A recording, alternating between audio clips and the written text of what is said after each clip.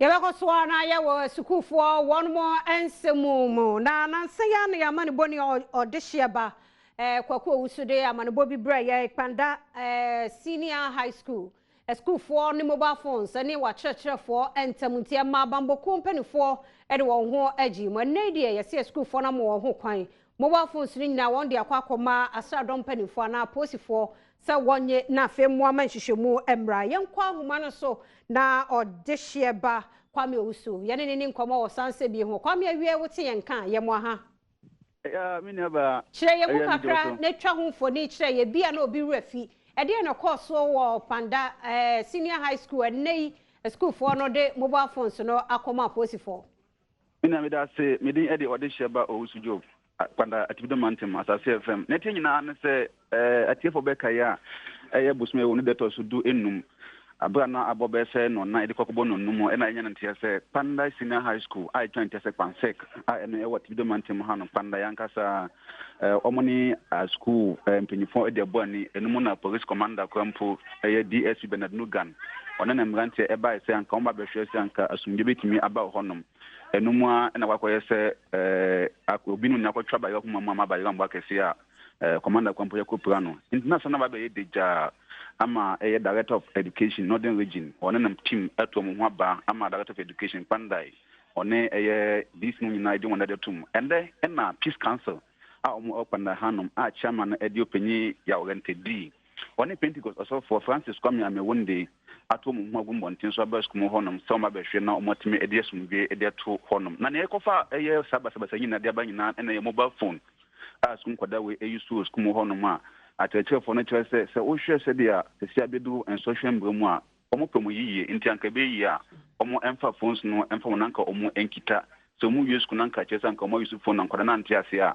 obi na kwatwa ba yakoma ba yamba kesa masa o haw no aba enti endemic kasa na ya de se peace council na back school honom ama omo ni atechef for no bia ba besia omo ni kunkwada so ba besia ama omo ni kunkwada na adi nkombo se mi no kasa pa de oba panda sina high school hanoma anagensam na ba hanu nyina na se mobile phone na enam soma and then bofra no enti ase a akofa oyin na ba no sisia omo agyan mu ede ma akyerɛkyerɛfo no se omo nji enkita se omo wia na afi omo de phones no ede amom mensa aka eye openyi powder school na no eye openyi mugis eye mubarak mfese ye no yenim komo kakra bi na yemisa ne se anye bia ede important ena enam ende omo ne mbofra timya kasama asunget mi abasisia minaba headmaster we dey ma kwaba de ba Adom TV so thank you but we dey kasa the same I want to speak English. Oh, okay. Please tell us your name first. I'm called Mugis Abubakar. Good. It's like during 15th of this month, we had Pansek Senior High School, the student, and then the masters, and then the police. There was some misunderstanding. Today we came here, we heard that the Peace Council came to speak with the student. They have released their phones. What is the secret behind? In fact, since the day of the incident, I must say we have handled the issue very well and in a professional manner. You realize that we didn't allow the situation to degenerate. Right from the night of the event, there was a meeting and we started inviting the students back to school. We know that we are handling school children, and sometimes some of these unfortunate issues may arise. But what you are able to do as management to be able to rise above all things and bring about calm and normalcy for smooth academic work to take place, that is what matters. And thank God, with all the stakeholders, we are able to solve this problem amicably. A day after the event, the regional director was here. My district director has always been with me. Regional CHAS executives, they have been here. And in fact, all stakeholders. And today, the district peace council members, they have been here since morning.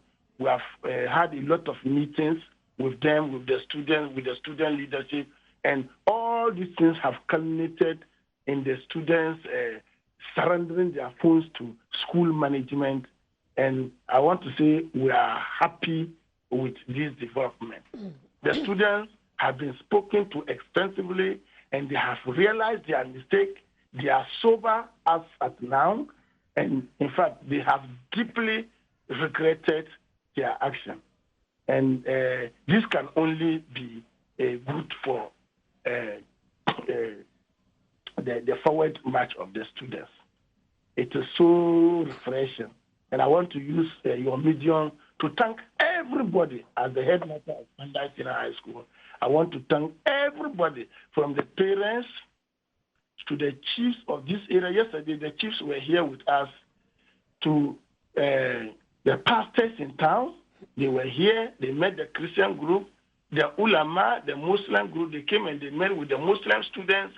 And in fact, everybody has put their hands on the shoulders. Nobody has been left out.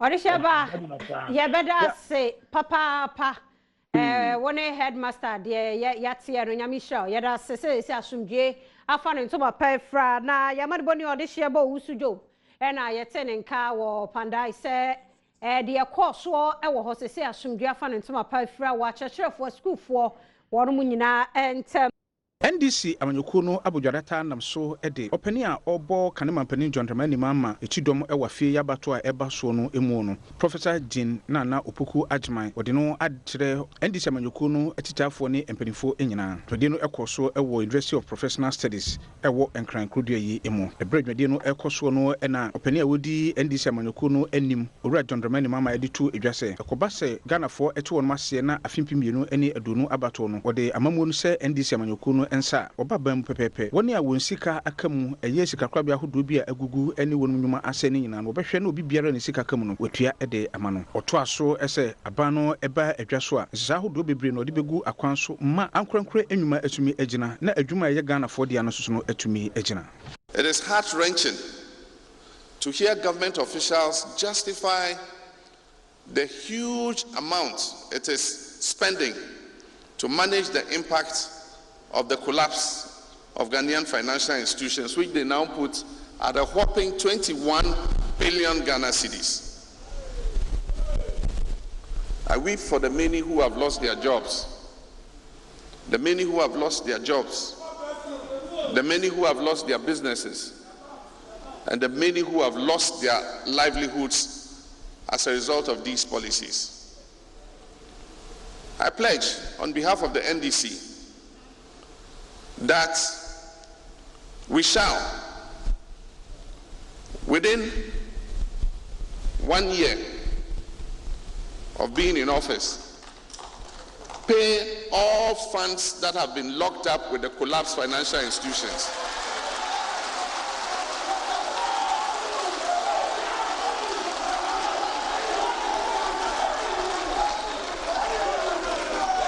Within our first year in office, we shall pay to all the beneficiaries all funds locked up in the collapsed financial institutions. It is a promise. We shall not put together any long-term payment plan that will further worsen the living conditions of the victims. As has been introduced in other economies, the next NDC administration will establish a financial services authority that will be responsible for ensuring that consumer financial markets work for consumers and providers and for the economy as a whole. This financial services authority will oversee all financial products and services that are offered to consumers and will effectively and efficiently prevent and stop the challenges that have confronted customers of Men's Gold, DKM, and others. We will restore Ghanaian indigenous investment in the banking and financial sector.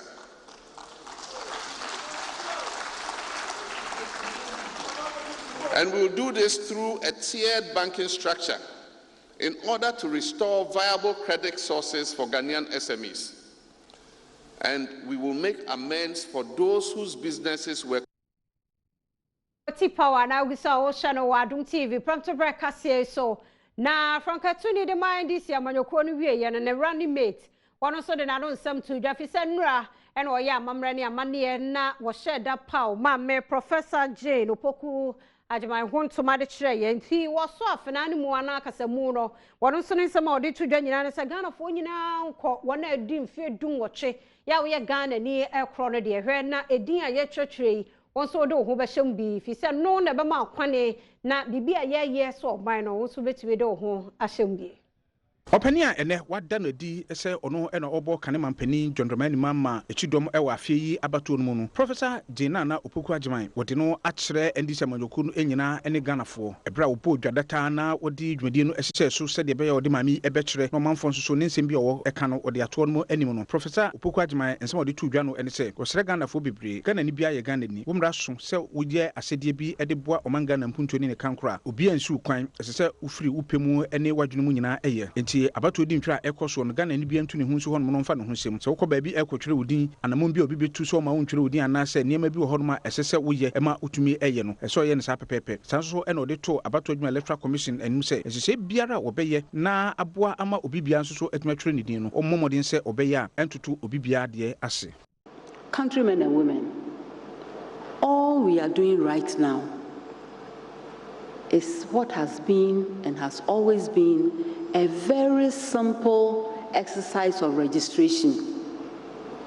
What is not so simple this time is that the exercise is taking place in a time of a dreadful pandemic that is still evolving, and in our case, still rising. As if all of this is not bad enough, the level of violence, brute force, bloodletting, and sheer breakdown of law and order in an otherwise straightforward act of registering to vote is unbecoming of our country, especially of a country that until recently was hailed as the fulcrum of democracy in our region. How did we descend into this situation? The answer is simple. When there appears to be selective justice, when some offenders are not even placed on the hook, but are hailed and promoted and excused for being nasty and violent, the logical outcome is what we see. This situation of people dying, being harassed because they have decided to register to vote, it's not a story you can tell any child in the future. How will you begin that story? Premotobre Kasee no so shanon so kokromoti power dia fa abato bia no yenya bi e wo Kasee no mu ayede ebrewo na yemonwansam no emu na presiding bishop awada Methodist sorry na no wo my Ghana mu so de to vice presidential candidate ma NDC Professor Nana Jane Opoku Agyeman nim se nei de bia ya yede na bedro yi de eye pa wo ma Kristo su enadi ewoni bibia mu na facial oma politics amanyo wo my Ghana mu no ensonso yemre mu kra sabre ya waba animu se vice presidential candidate no samne to so Adom TV edeba. Now you are coming into a situation, you are coming onto the political scene, you are coming into an atmosphere and an environment that is full of all kinds of things. All kinds of things. And I believe that by now you have been baptized or getting baptized into it.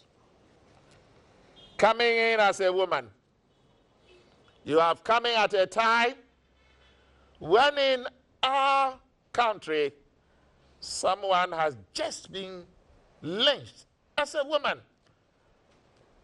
As a woman. Where she was seen and called a witch for no reasons. Is that how we should treat our women? Is that how we should treat vulnerable people in our society? Is that how we should treat old people in our society? You are coming in at a time to stand and champion the cause of such vulnerable people.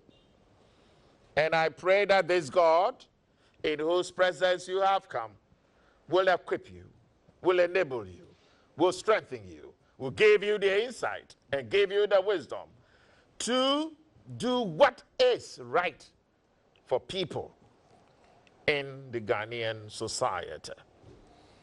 You are coming in at a time when our politics is bedeviled with all kinds of negative things as a Christian, for which we believe that Christians should get into politics. You stand for integrity.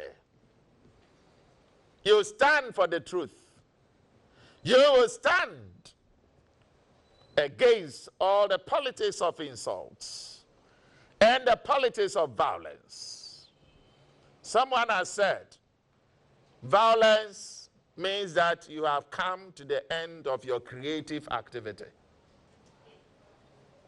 Violence means that you have come to the end of your creative activity. Don't go that way. Call for peace.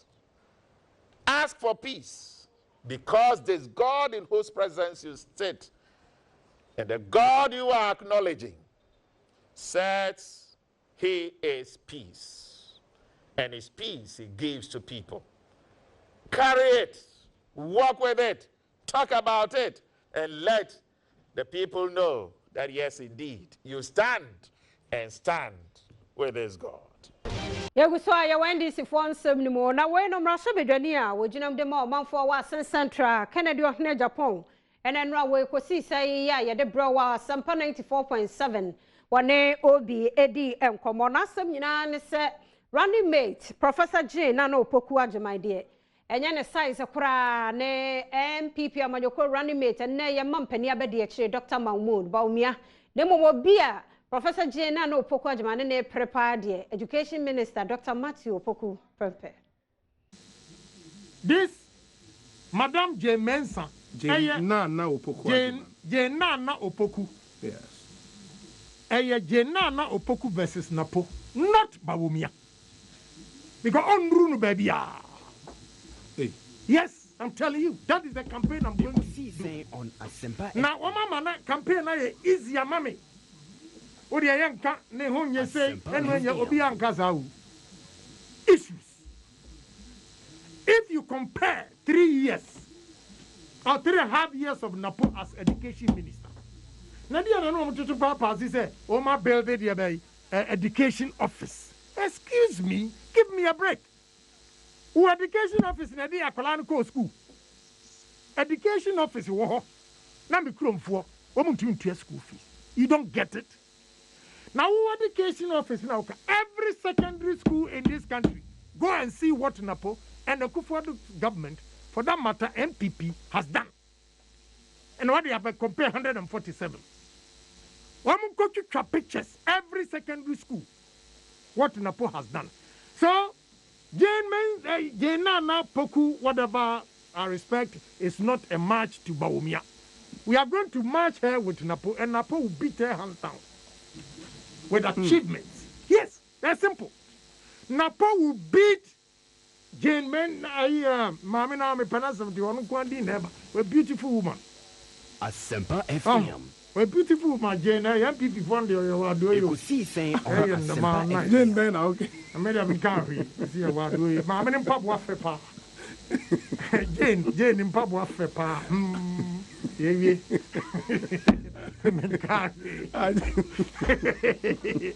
So, baby, I am Koro. Napo versus their vice presidential candidate. And Napo performance at ways, Mameno. And you my mistake, you could say, anger home with the Akofa. Because I heard you won't quite you. Come Napo has done marvelously well, and for that matter, and Kufuor way to us so. 4 more years for Nana. And you see the changes in this country. If you give him another 4 years. Are you aware, sir, the whole Africa, he was chosen as the best president? Matibi Bisaba, who the research work. I have 3 research a year, and you're 1. Okay. I will send it to you. I would have to find out. What you want to do, NDC, Garopa, because it's a key part of our material, our research. Adom TV, Premotobre Kasee na Ocean or Facebook /Adom TV. Ko ho me hunu mu nyina mu ho ne mu nsa wunya nko ho a kohona like na fe comment na share o comment no ya bekenkan so ediama Go TV 176 ya ho DSTV 280 wie mi amesomo widi afia amankwa tamaklo yento so na Ghana ya mampani na adodankwa Akufo-Addo ne yiwa share boss de bambo panifo hie bia na no kore prepre ye beda die e wo mame abesiri wamfishi adu okono enipa bia bo ne baye ma wie kire ye tugu no so bro no amenne mame nka tiasefo ho no de bambofo ehia bia no wode be ma omo na fei wo mo ede ahwehwe enipa wo mo edi awuo na no achi nso yate foundation ya gentoboa mampani so no so de ne de betum na tumi aboa me ye de akotia esu ne ban bia etise Amampani Akufo-Addo edinansa eko ensra ewo omantifi FM dwuma ahodo bebre na wobedi ehonum enam so ama wakwakopiemu ewo yape ene nananom ne omanfo edi enkomo edi dwuma ahodo a abano edi nsuso ato wonmo anim de kasa mu ena wo kire ese abrewa awadi mfie dokon a nipa bi echi nisi abonten eburo no ekum no se oyebaifo ewo kafaba no okire mu se enyade a esefata Ghana man yetwemu ewo bia etise ntono nkasa edi ne ho esi honum aboa ama dwuma biara wodi ama maame no atentene ne edi akwama no obekoso afensuso akwadante foundation a wode aba no ono kasa beboa ama agina na anamon biara yetu a yede tichi nipa woni asebeta frati bonso bo na se yesusu so woya baifu ana se wodi boni bi no sa ne mani nyina to atwa ewo manyi emu. I will make an appropriate contribution also to the Akwadante Foundation to express my own revulsion at the awful tragic act that has occurred in this region. It is vital, as the regional minister said, that it should not happen again, and we should all work together to ensure that never again do such acts disfigure the face of our nation. I hope that the quick response of the police will lead to the rapid administration of justice in this unfortunate matter. Yeguso aye o mampani adodankwa Akufo-Addo nensam na we no kan ye wo yape ye no instrument fi edo na wakan we no wie ye no ano bota ye de no call ho ene say yape water supply project no ya wie enti wo so opa ho entoma obonto mfie mpinu ni dunsia mu ene o hye wormo ba fei ena ntoto ye nyina wie mu die enti wo ma wie adwuma na menne wakopa ho entoma. Pani Akufo-Addo edinansa akọ ensra ewo omantifi FM dwuma ahodo a wokwakodin mu baako ene yape water supply project a wawie no ehu adwuma nyina no waya amamre ne amane a esefata ede abue nsuo no ano okire mu ese nsuo na wabue ano no ebesum enipa bese mpem edu baako ahana ne aduanan miensa ne nkroto a ebesom wo no nso no edoso papapa osi dwumadi mu nyina no ehu ka no esi sidi opepepim enum opepim ahansia ene adusia enum ene akire ne pra odin nsem etu edwano na wokire mu ese nsuo no watwa homamu ede amamanfo no ebeboa ama won mu asetena atumi akoyie sanso enanyarwa ahodo bi a enam se wonya nsupa no muntino etai eba won so ne nyina ebefiri honum amon osere omanfo no ese galamse ene ne eboni bi a ekoso mpotem ho no nyina nso bi no mmoa no wonyai sanso so ena COVID-19 yade aba no sese de egu akwanso no obia eni sese no so pepepese de be ya yade no bi ensane no. The Sustainable Rural Water and Sanitation Project, initiated in 2017, has been financed with a credit facility from the World Bank at a total cost of $47.5 million United States dollars, for which Ghana is grateful.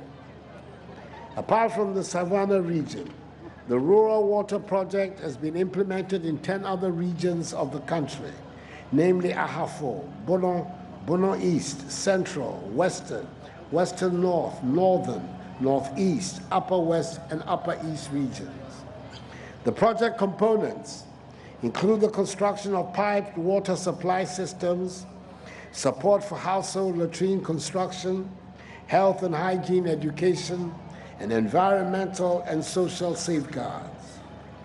The Yape water supply system will serve 11,443 people and has been constructed at a cost of 5,665,966 cedis and 42 pesos.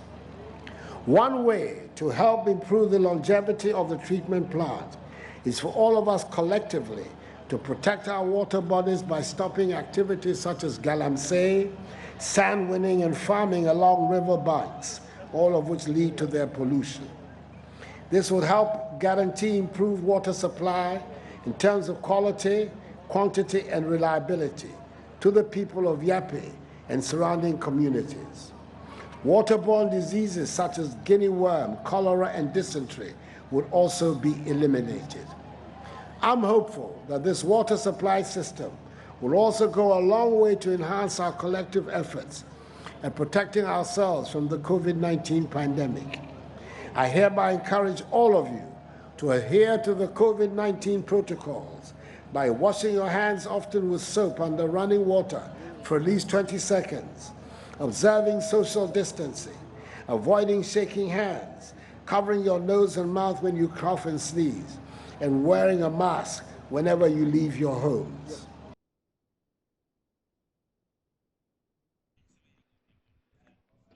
Yantwaso na yankwa yansam fofromo manso twibi adenuafo entamunti ene meka say wonua ba kwa wanyamfie aduonu enso wato nananmo ensiedo asemisi wo akokwa amon ewo kumase ena sara hosemi esi ya ni nua no abusuamu enua na mekan wanyamfie dunso wo ne demokra no wabopa ame yakum no de nam so ma no eba ye de na wuku da nchembo wonhira FM edeba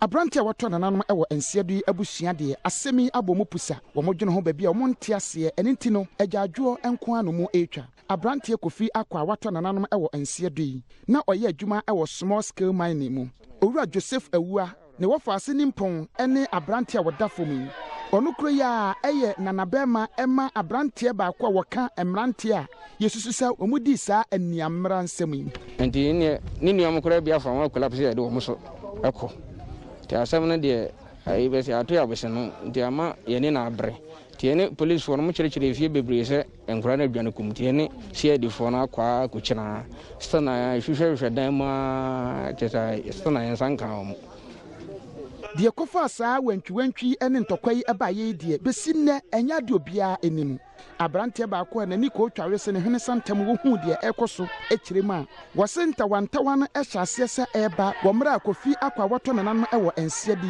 eka kire ne wofaase se wode ne ho abonyonko bone a sabi enya de bebo na brabo enti wontwe ne ho emfiri omo ho wo kyerɛkyerɛ ensemu ema Adom Kasee ana ninu aketoa na one ne kuno okofre ne nanfofo efiri awa abobai tombai no ana omune ntokwa wa senti boys bi kura mo ya hoho na o ma kye na hyede nti ahofo ni mpo ne boys na eko tiachire na no ni nua baako e be twe ni free dem obai na omode se kan ye wo bi se to ne di dwane ye akopa be bi taye ni wan se so ya se ai wakuno ni edi edimlika ay anwumre na asem ni siye me fan say na 9 moy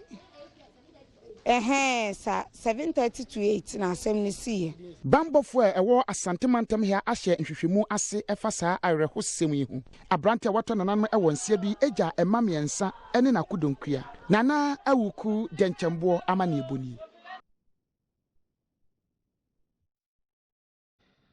Tibambo mpanifo guso ya mrante kwa na ekodi sa wuru kasam no wo hwehwe wo nsaka wo modi ana na ewuku da nchamoa Nhira FM Kumase edi mu nsam no ebeba yeto akase no so ne abankran na Pantang Medical Hospital ena nansen yamane boni prince OWUSU asiedu adi wo no machi a fi se wo mo strike yema bebre jinsemu wo hospital ho fence wo num ene niema wo so de adwuma nyina na ye bibie wo ho ene die edema mu atoto yie enti wo maye ne so okwa adwuma prince OWUSU asiedu adi akire eden nsam no to so eba Prince awia ya mu aha mu akwa aba se Pantang hospital ati sesi a wo wa hye adwuma se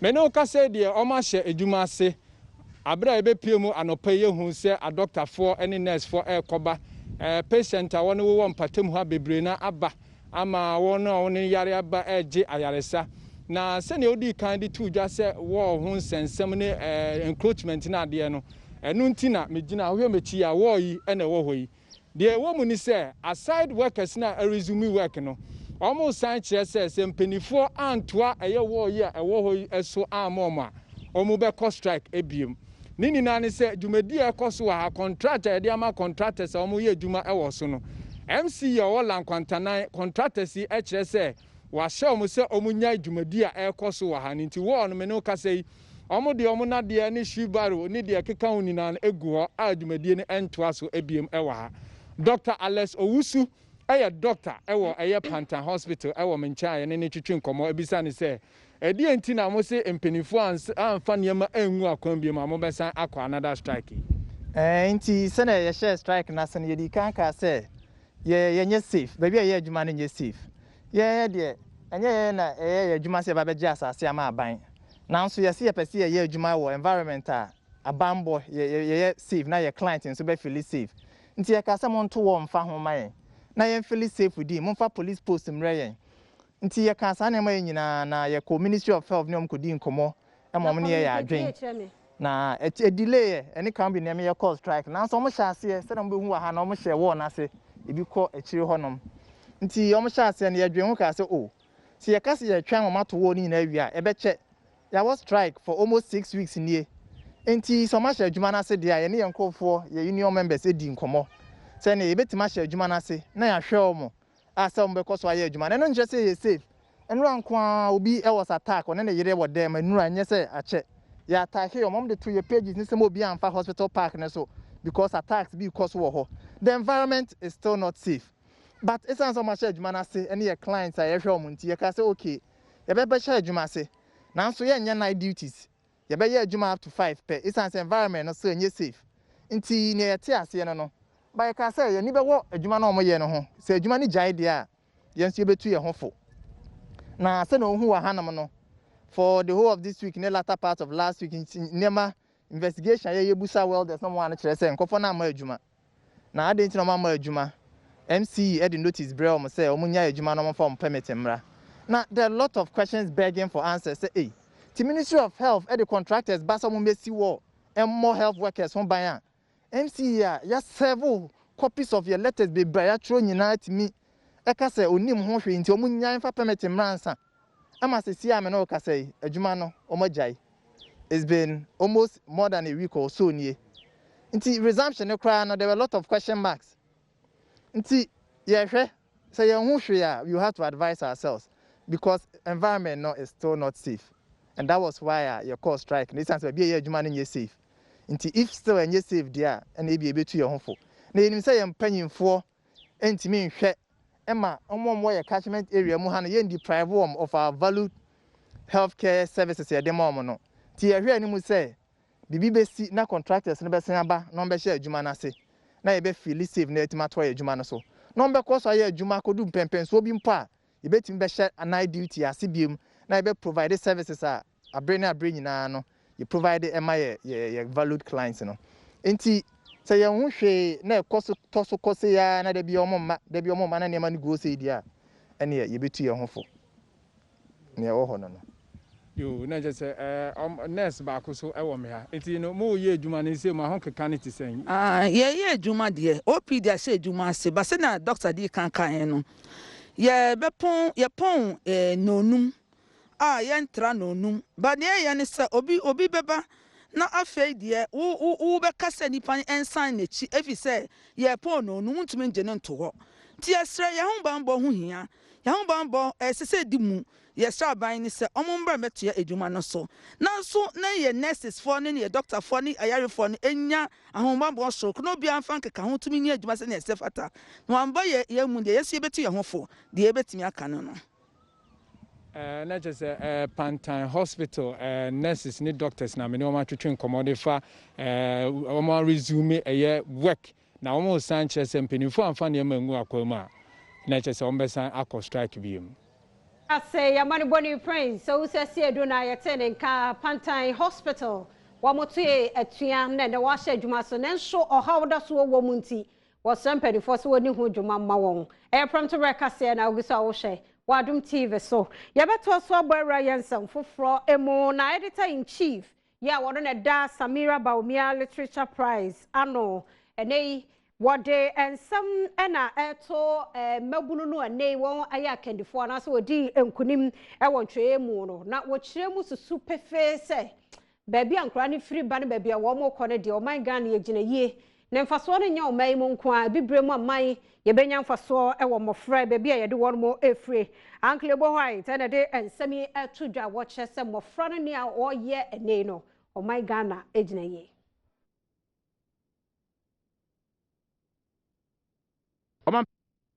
Pani abedi achire ehukafo Samira Baumia atinimdie kuo bi a friend Samira Baumia Literature Prize eyanamo a wofa so aboa ama emabunu atimi afiri wonmu adesuamu ene wonmu adwene atwerɛtwerɛ enwoma ene asuade ahodo se de beya nimdie ebekɔ anim na aboa ama mpuntu nso aba Ghana kwapa adwumadi no ho entoma ama Uncle WHYTE a wabini yie papa ewo enwomatwerɛ sinitwerɛ ene ademu no wɔto nsa efrɛ no ma okɔboa madwade no kɔso na nasɛm ene se enwomasua ene enwomatwerɛ eyade a edi akotene wɔ manbia kankro ne mpuntuom na okwane a Ewra Samira Baumia enam so ati saa ekoi na beboa ama emabunu a owie suku a wonya adwuma enye no wonya biaye sanso ene mpuntuo ene kankro a Ɔman Ghana ehwehwɛ no ebetumi aboa ma aba ntentem Memo akwaba na mene wase se oguso ehwa Adom TV Premotobre Kasee no yetufa akọ winiba na High Court owura Justice Aboagye Tando ete dwemu no case bia fa University of Education winiba won de ba ho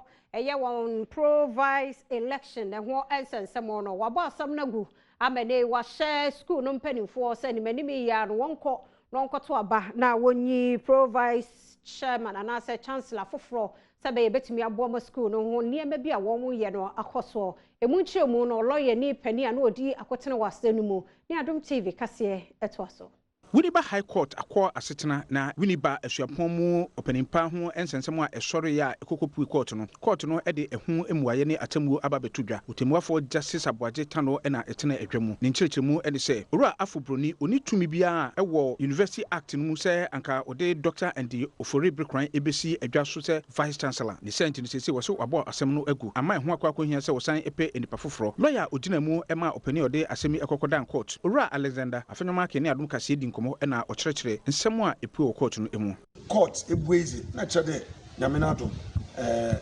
yazimbra yedwuma and minim there judgment are courts we reading and then it will be a reference point for other cases in other jurisdictions that emi no nyo mpo yenim nti no all in all I expect the university no costing because doc more than 5,000 because filing at the High Court, at the Court of Appeal, Supreme Court, no is kesam. Intinya them 5,000 in obotum will compensate for his industry and labor.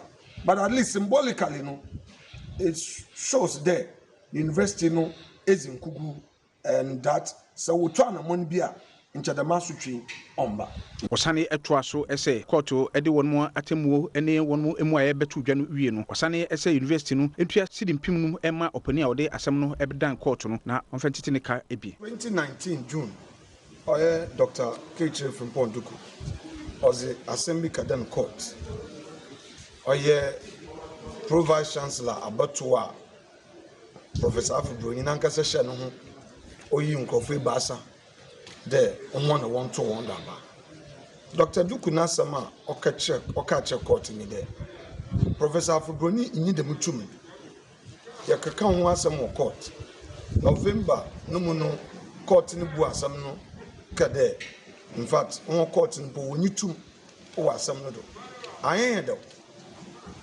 ya cross Supreme Court ama Supreme Court osu bu asem no de bi High Court o win ba wotuma obotumoza akasem inde nyame charge jaja otegum Justice Aboagye Tando ozi ni decision abatugwa zo kan yi de Professor Afubroni inyitum de honorable shano we yinkofo ba say that want to order ba krakra no opani a ono eno de asemi kokodan court Dr. Frimpong ka kyire duku ensoso ekyere se nani age papa ene emuaya abetudwa no eho se court no enhye university no se nipa miensa na saa time no vice chancellor Afuboni ayi no se o contest election na itia ya status idea na emsa apa ye no ma ba yachi enne court no agide no kan na to court no abo saa election na university no ye na to na wa hye university se o mo koso no mo nye election ko emsa san kunimdi we enye ka akyiri nkunimdie ɛyɛ nkunimdie ma university because court no ɛma na ne bu asɛm no